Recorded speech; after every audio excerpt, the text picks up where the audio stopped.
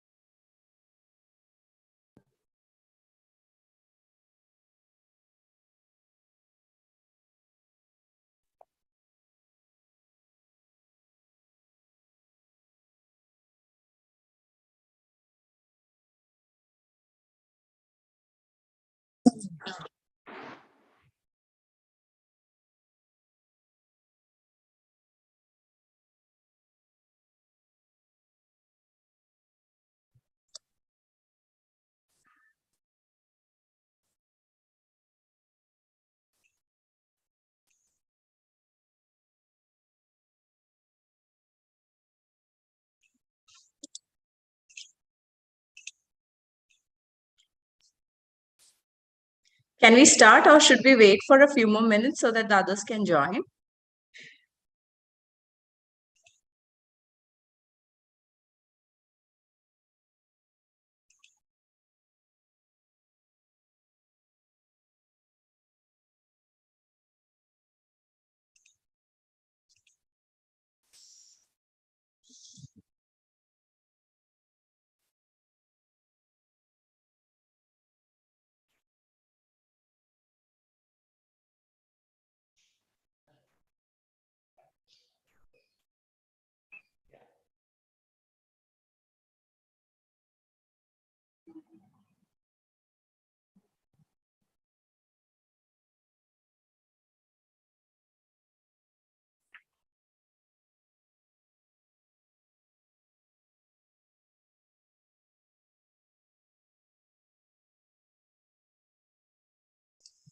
So we'll just start. Okay, then. Good morning, guys. My name is Dr. Magdalene Simon Vergis. I'm a final year PG in immunohematology and blood transfusion. I'm going to give you a brief outlook about what is happening in our blood bank. So I know that Madam has already taken the blood grouping methods, but I'm not sure how much you guys understood because it's a bit complex. The way we do our blood grouping here is a bit different from what you do in a physiology lab. So what we do here is we do it in a test tubes. We do it multiple times. We have to cross check it many times so that finally once we give out the blood group, they may not have a confusion regarding what the blood group of a patient is. So we might get different scenarios where we know we may not be able to identify the blood group. So even though it's just a simple a very simple thing to do it with Antisera and the cell, but we may get a lot of discrepancies in the blood group, like maybe it's because of a subgroup of an A group, or maybe because the patient has a lot of cold antibodies and we may not be able to understand what is the reaction as such. So there are so many complications that are coming into it, but I'm not discussing here because it will be beyond the scope of this session. So in this session, I'm trying to focus on what is happening in a blood bank asset so that you guys will get at least a general idea about everything. Okay. So to begin, where do we get blood? Okay, we know that blood cannot be manufactured. We know that blood cannot be made in a laboratory. So where do we get blood? We get blood from a lot of people who are coming in to donate. We get blood from voluntary blood donors. They altruistic blood donors. They do not get paid for the blood they provide us. They don't get any kind of remunerations, but still they come over, spend a day here. They donate blood. They have to take breaks after the donation also. So we take around 10 ml per kg of blood from the donor, and what we have is a 350 ml blood bags. So there are a lot of different kinds of blood bags which are available in the market, but the ones we use in our blood bank is a 350 ml blood bags. what kind of donors do we accept? We want them to be more than 45 kg because we can take blood only 10 ml per kg. So we want them to be at least 45 kg. They should be ideally, they should have a age above 18 years and less than 60 years. But this can be a little bit tricky for apheresis donors or autologous donors, where if the child needs, we can take their autologous donation. But ideally, all our healthy donors should be 18 to 60 years. They should be healthy. They should have a minimum hemoglobin of 12.5. They should be devoid of any kind of active infection.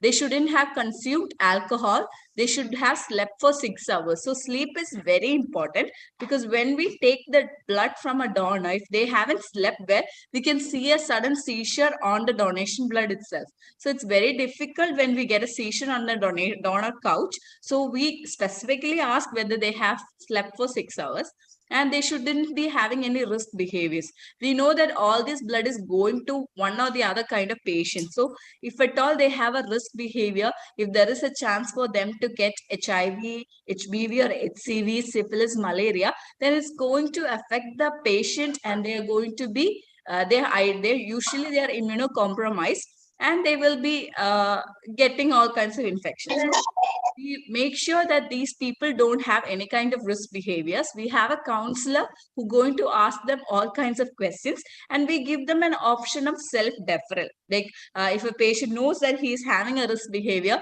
but is compelled by his family members to come and donate, so he comes in, donates blood, but he feels the guilty feeling, he can come back and tell that he has a risk behavior. He has been with MSM or multiple females. So then we can actually take the blood out of the general inventory. So that we give them an option of self-deferral also. We have a huge, it's like a session as such, the donor criteria, but I've just summarized. We don't accept certain donors, the ones we have who have cardiac diseases, or who are on cancer medications, the people who have done ear piercing surgeries or transfusions in the past 1 year. We don't take IDRV or rabies vaccination. We give a deferral of 1 year, and immunoglobulins also, if you have taken, you get a deferral of 1 year. But the tetanus shots, it's because it's a toxoid, we only defer them for 2 weeks. And if you have taken an antibiotic also, it's like a 2-week deferral. What is the minimal interval? Okay, if you donate today, if you are a male, you can do a next donation in 3 months. But if you are a female, you need to wait for 4 months because of the monthly bleeding that you get. The donor reaction can occur twice. If it occurs twice during your donation, then we won't be accepting your blood again. Women can donate anytime except when they're menstruating. So we don't take a menstruating female's blood because they are already losing blood. We don't want to make them bleed more. And if you are pregnant, we may not take your blood. But there are a few exceptions in pregnancy also. You can do an autologous donation, or if your child needs, or the intrauterine fetus needs blood, we might take blood from a pregnant lady. So those are the few exceptions when it comes to pregnancy. And abortion, if we had abortion, we may not take your blood for 6 months. And if you are a lactating female also, we may not take your blood. What a donor reaction. A donor can experience different kinds of symptoms, which it may vary from mild to severe during or after donation. So when a donor comes in, there are a few of them who are very anxious. They're scared of the blood, they're scared of the needle, and this could precipitate a vasovagal reaction. They might get sweating, dizziness, or cold feeling, palpitations, and blackouts, which are very common, especially if they haven't consumed a good meal in the past 4 hours, or they haven't slept properly. And sometimes we get seizures, loss of sphincter control, and even cardiac arrest. We can get on the donor couch. So the bleeding room is always prepared to deal with any kind of emergencies. I'll just briefly say about apheresis. You may not have heard about this word, but it is because it's very popular nowadays. And once you guys pass all your years, all the troubles, and then when you come into house urgency, there's a high chance this is going to be very common by then. So apheresis is a technology where it's actually a cell collector, where you're going to collect one particular type of cell population, but the donor gets to keep the rest of his blood. So if we want only platelets, we can collect only platelets. and the rest of RBCs, plasmas, and granulocytes, everything is returned back to the patient.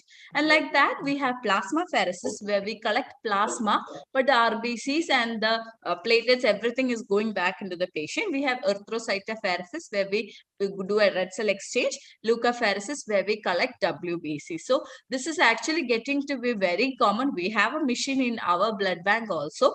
So what is the difference between a whole blood donation? In a whole blood donation, you're going to give 350 ml of whole blood, from which we are going to centrifuge and separate it into components, and we are going to store it separately. But in apheresis, we are going to take only the component that we require, whether it's plasma, platelet, or RBCs. We may take that, rest of is returned to the donor. This is a much safer procedure because it's fully automated, and there are a lot of alarms which may go off whenever there is an emergency. And for the donor also, because they are getting saline replacement, they may not be feeling any lesser number of donor reactions in this. Though it takes a longer time, they may feel much comforted.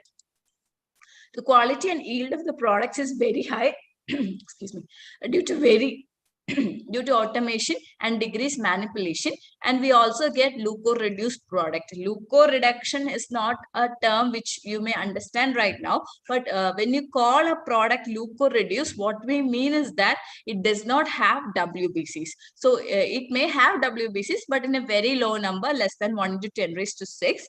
The problem with WBCs in blood is they are the ultimate villain in our blood bank, because they can cause a lot of transfusion reactions and problems to the patient. So what we do is, what we try to make sure that there is reduced number of WBCs in the products, and there are so many things we can do for it, and such products are called leuko-reduced. And in every apheresis product, it will be automatically leuko-reduced, so you don't have to think about it again. There can be single or double cannula. Now, just a brief one slide about anticoagulation. So we are taking blood. If we take a blood just like that, it may clot in the bag. So we need to provide anticoagulation. There are so many different types of anticoagulants: acid citrate dextrose, citrate phosphate dextrose, citrate phosphate double dextrose, citrate phosphate dextrose adenine, and sagum. So the anticoagulation will provide not just a prevention of clotting, but also the things that the red cells require for their survival. They want adenine, they want glucose, they want to make ATPs. So all those things will be provided by the anticoagulation. And when we are using an ACD, CPD, or CP2D, the PRBC bag will be expiring in 21 days. So we can only keep PRBC bag for 21 days in the blood bank. But if we are using a CPDA with the added adenine, we can keep it for 35 days. And if we add sagum, it is more like a protein supplement to the RBC. So we can extend the storage up to 42 days. So we have a CPDA and sagum bag. So our storage, the PRBC bag in our blood bank, will expire only in 42 days. What happens to the blood in the bag? So we have collected a 350 ml of whole blood from a donor. What happens to it? We are going to centrifuge it, and we are going to make them, we are going to separate them into various components. We will get packed red cells, we will get platelet concentrate, we will get fresh frozen plasma, and we will also get cryoprecipitate.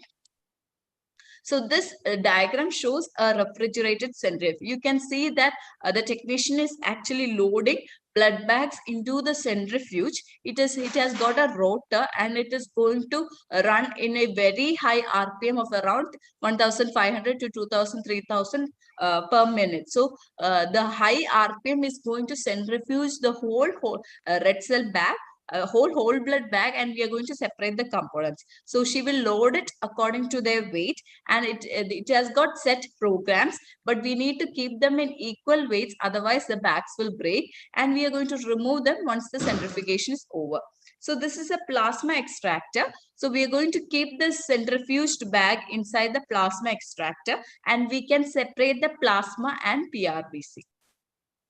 So once we have separated the PRBCs, we are going to store the PRBCs in a blood bank refrigerator. So this refrigerator has a temperature of 2 to 8 degrees Celsius, it will be uniformly distributed. So why can't we keep a blood in the fridge in our home?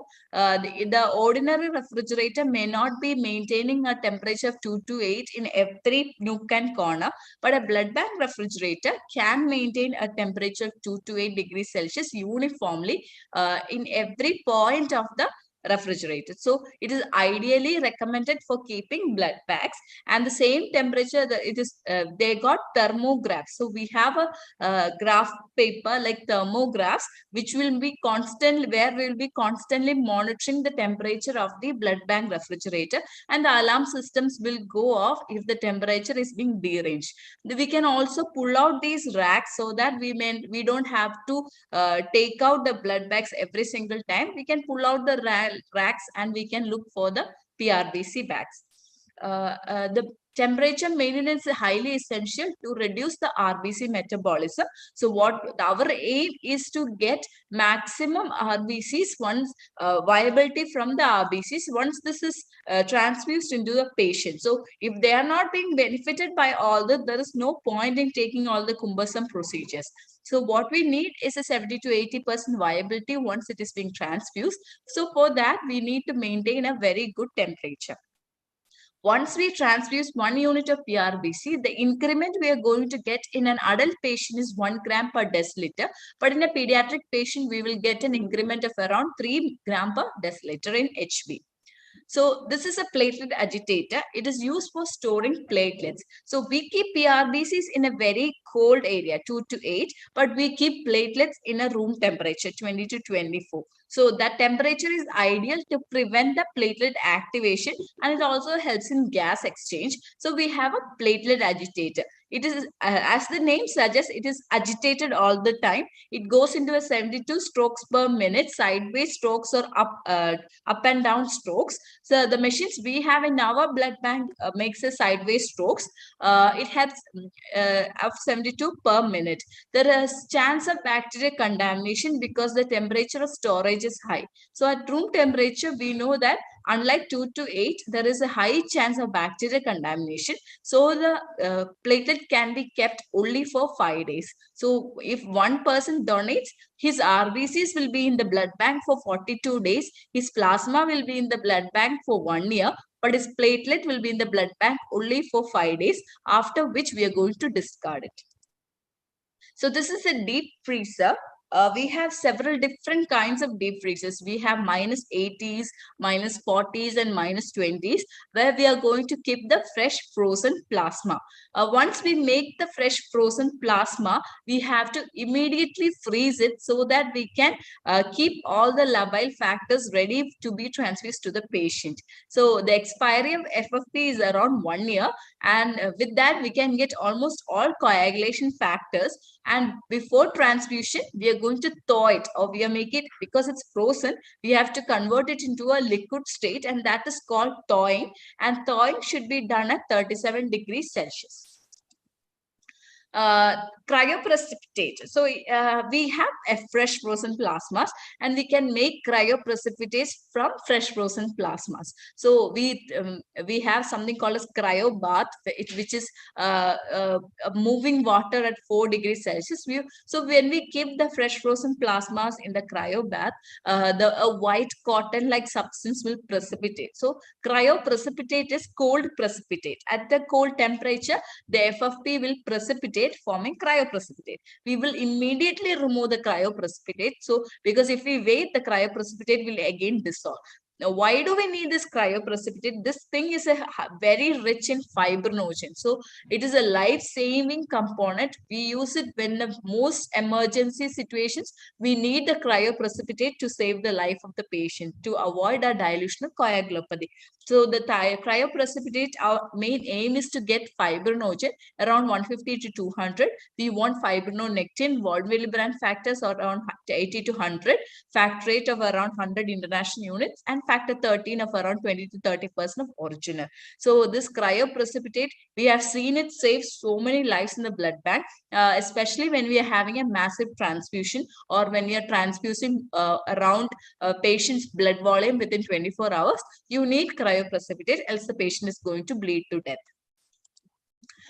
We also have granulocyte transfusion or WBC transfusion. This is not done in every blood bank because you need license for it. You need to transfuse it immediately. You need to irradiate the product. So we don't have it here.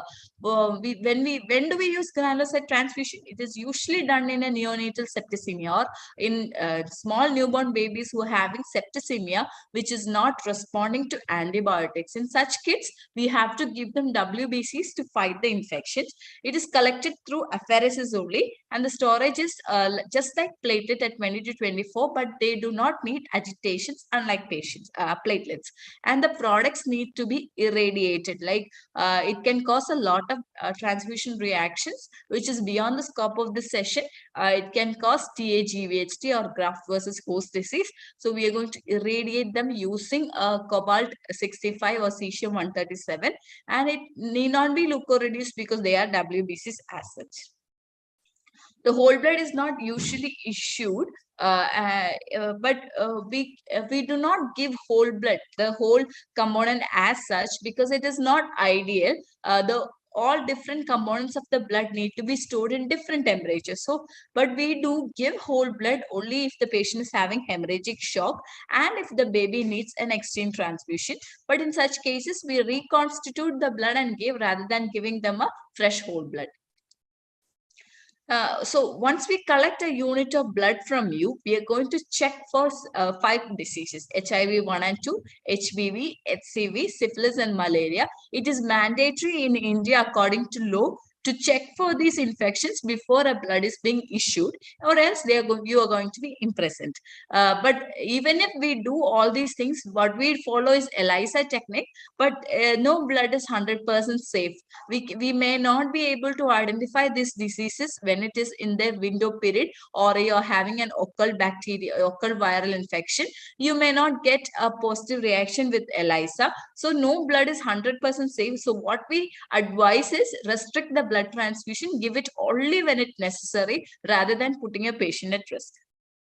Who needs blood? Most commonly, we give blood for anemia corrections for surgeries, dialysis, radiotherapy patients, all kinds of anemia correction. And during surgery also, when there is a blood loss, after a road traffic accident, when you have a blood loss, they may require blood. When the patient is in shock, or for an extended transfusion in newborns, when you have a dengue fever or a thrombocytopenia, you may require platelets. When you're having a coagulation factor disorder, or when your INR is low, you need FFP. So there are a lot of indications for blood transfusion. What is done before blood transfusion? So you know about the blood grouping methods. So before we transfuse every unit, we are going to recheck the blood grouping of the patient. We are going to recheck the blood grouping of the blood bag, and we are going to cross match it with saline or AHG according to the Landsteiner's law. So what is cross matching? We have major cross matching and minor cross matching. In the major cross matching, we are going to take the donor cell or the blood bag, and we are going to cross match it with the patient serum. And in minor cross matching, it is just the opposite. But we do not do minor cross matching on a regular basis in our blood bank. What we do is a major cross matching alone. So we're going to take the donor cell and the patient's serum to check for antibodies. We're going to make sure that there is no reaction between them. Then we consider the blood to be safe to be transfused. We have 2 different kinds of interface for cross matching. One is saline and one is AHG. AHG is your Coombs reagent. Saline cross matching is not very good. It is more like an uncross matched blood because we're going to only identify the IgM antibodies. But the problem, the ones we are scared of is the IgG antibodies, and they may not be showing an agglutination in a room temperature or without AHG. So we require anti-human globulin or Coombs reagent to identify the IgG antibodies and the problems they may cause. So it is preferred and suggested to use an ASG cross-matching rather than a saline cross-matching. There are many clinically significant blood group antigens like Kel, Kid, Duffy, MNS, Luther, and Diego. And if a patient we may not find these allo antibodies or allo antigens on a regular basis, but once in a while we might get a patients who may show cross-match incompatible. That is, we may not get a proper reaction through cross-match. And once we get a cross-match incompatibility, we are going to suspect the presence of an alloantibody, as we call it. That is, if a patient doesn't have an antigen like KEL, he may produce an antibody against KEL once he's been exposed by KEL during transfusion or pregnancy. So if a patient has anti-KEL antibodies, because of its high prevalent antigen, every donor bank may contain a KEL antigen, and it will react with the KEL antibody of the patient, and it will give a positive cross-matching. So in such cases, we have to identify the alloantigens. So we do cross-matching for every transfusion. It is mandated. Storage lesions is also a bit high for a session today. Just understand this, like when you keep blood in a blood bank, the more you keep it, there are a lot of problems that is happening in the blood bank. So all the biochemical and biomechanical changes in the red cells or in the platelets, it is going to subsequently affect the viability of the blood bank when you transfuse into a patient. So it will affect the survival and function of the cells in the patient. So those things are collectively called as storage lesions. Okay. It may be because of depletion of ATP or 2,3-DPG. There is a decrease in RBC critical volume.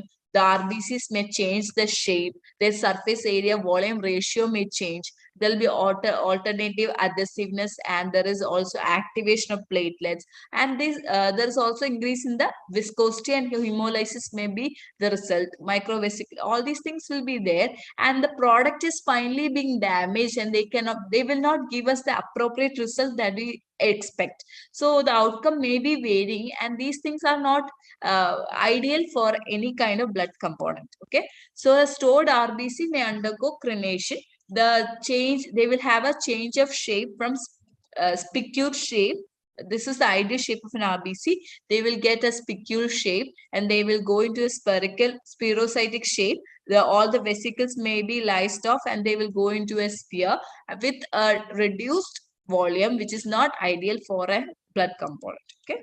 So the RBC storage lesions, it can be a 2,3-DPG depletion, ATP depletion, intracellular calcium may increase, metabolic modulation, and also membrane phospholipid loss, abnormal membrane phospholipid distribution, protein oxidation, lipid peroxidation. Okay, once you have these red cells in storage, they need to metabolize glucose. They produce lactic and pyruvic acids. And when the lactic acid increases, we know the pH is going to drop. And when the pH drops, there is a decrease in glycolysis. And once the glycolysis slows down, the red cells will become depleted of ATP. And the red cell will lose potassium and gain sodium during storage, and this is because of the sodium potassium gradient. And the plasma hemoglobin will also increase when there is a hemolysis, and the leukocyte, platelets, and some coagulation factors will all deteriorate. So if you give such a product to the patient, we may not be getting the outcome we expect. Okay. Now, just coming into a complication of transfusion. This is actually a 5-day topic, but just to briefly, I just want to give a brief introduction to the complication of transfusion, because this is something you're going to see on a regular basis when you're going to start your clinical life. Okay, so there are so many different types of transfusion reaction, and the risk of transfusion transmissible infection is also very high when you transfuse a product. They can get HLA alloimmunization. So HLA is human leukocyte antigen. So human leukocyte antigens are usually there in your WBCs. We get an en bloc HLA antigen from our mother and father. So the HLA constitution is very different for everyone. So once we are transfusing, the WBCs from the donor will produce HLA alloimmunization, as we call it. The patient will be producing antibodies against the HLAs, which may cause a lot of problems in the future transfusion, or especially if they are going to get a transplantation. So HLA is a very important factor when it comes to transfusion medicine. And there are other complications like circulatory overload and air embolism. Transfusion reactions can be basically grouped into two. One is acute and delayed. Acute means which happens within 24 hours. Delayed is after 24 hours. Okay. Acute, there are different kinds of transfusion reactions which is coming under acute. The most commonly what we see is a febrile non-hemolytic transfusion reactions. So you start giving a transfusion, the patient will get fever. That's it. Patient gets fever, but he doesn't have any features of hemolysis. He may Such reactions are called febrile non-hemolytic transfusion reactions. We can also get acute hemolytic transfusion reactions, or when we give platelet and plasma, because of the cytokines that are present in the platelet and plasma, the patient may get an allergic reactions or anaphylactic reactions. We can also get septic reactions, especially if the bacterial contamination is high. So for a PRBC and plasma, the bacterial contamination is not that of a problem. But when it comes to platelet, because of the ideal 20 to 24-degree temperature, there is a high chance of bacterial contamination, which can cause a septic reaction in these patients. So once we give the blood, the patients, because of allergic reactions or anything, they can go into hypotensive reactions. There's something called as transfusion related acute lung injury. That is, once you give a transfusion because of the leukocytes and the antibodies against the WBCs, the patient can have an acute lung respiratory distress. So that is called as transfusion related acute lung injury. And transfusion associated circulatory overload, when the patient is given the blood, the heart may not be able to uh, bear the volume of blood, and it will go into a circulatory overload. But those trally and taco are a diagnosis of exclusion, which is usually done by the clinicians. And the delayed transfusion reactions include post-transfusion purpura, transfusion associated graft versus host disease, alloimmunization, TTI, and immunomodulation. Purpura, have you heard of the word purpura? Purpura usually occurs when we have a decreased platelet count. Like in the case of thrombocytopenia, have you seen dengue patients who are having decreased platelet count getting small red dots on their hands and feet? Those things are called purpura. So once you transfuse and after some time, if a patient gets purpura, we call it post-transfusion purpura. This is because of the immune complexes that are formed by the platelet and the antibodies. Okay.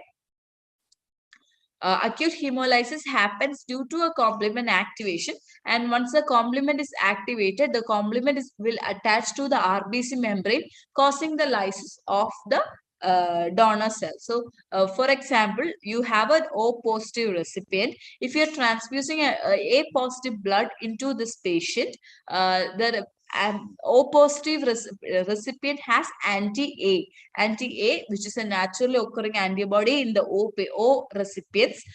This naturally occurring antibody is IgM. They can easily activate the complement. So once they see A positive blood in their intravascular, when they find A positive blood, the complement is going to get activated. It is going to lyse the A positive donor cells immediately. The patient will go into an acute hemolytic transfusion reaction, and it can be fatal. You may not be able to save this patient, but we do not get such kind of reactions because of the cumbersome blood grouping methods and cross matching that we do in a blood bank. Each type of transfusion may have a character set of symptoms. Like all different kinds of reactions have their own character set of symptoms, but these are just the general ones that we see on a regular basis.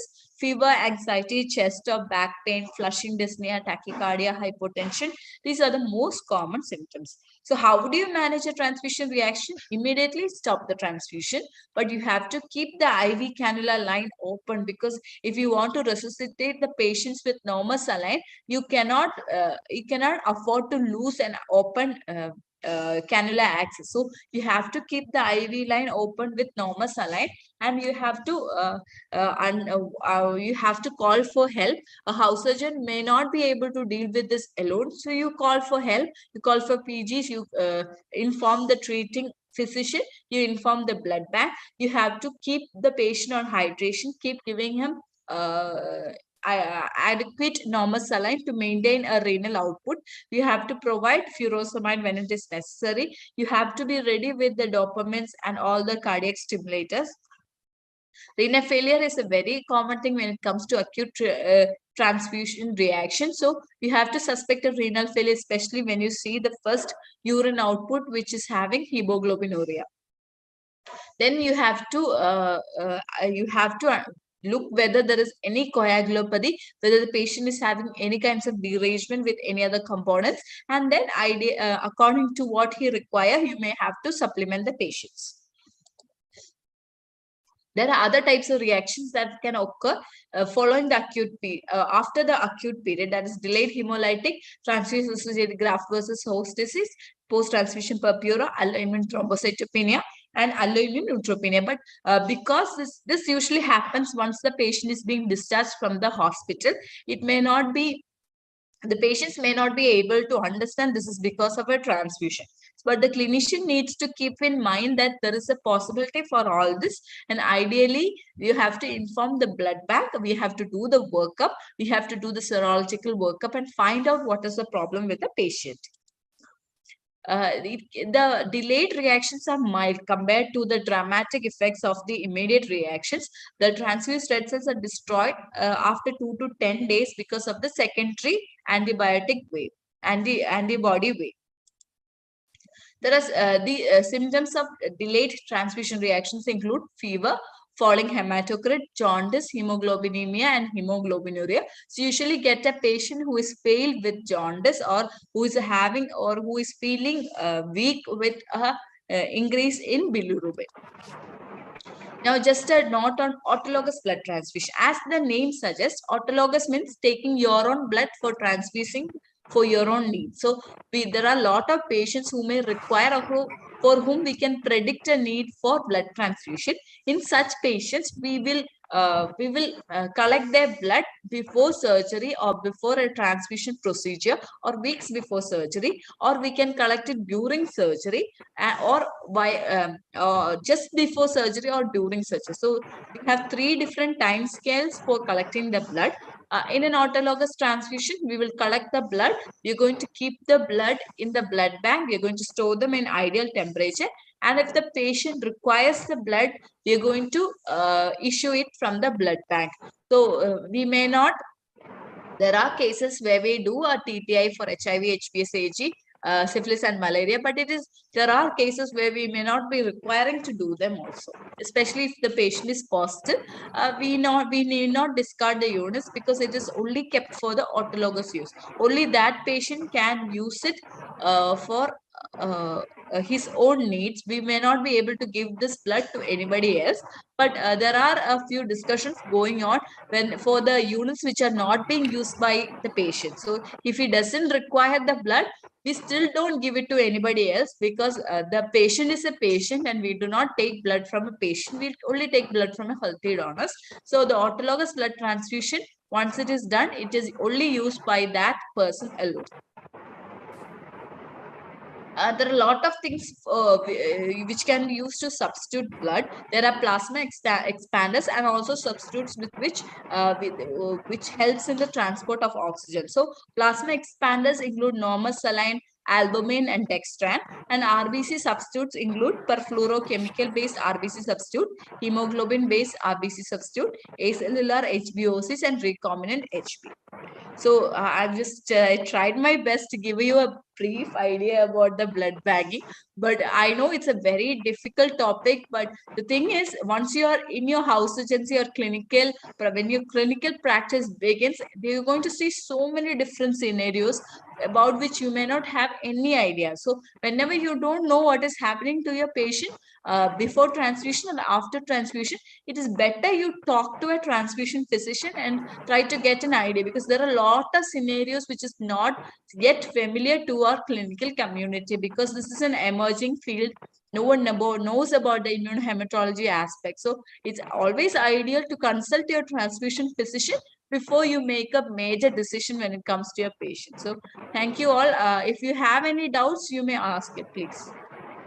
Especially with anything which I have discussed or anything which madam has discussed. If at all you have any doubts, you can ask right now.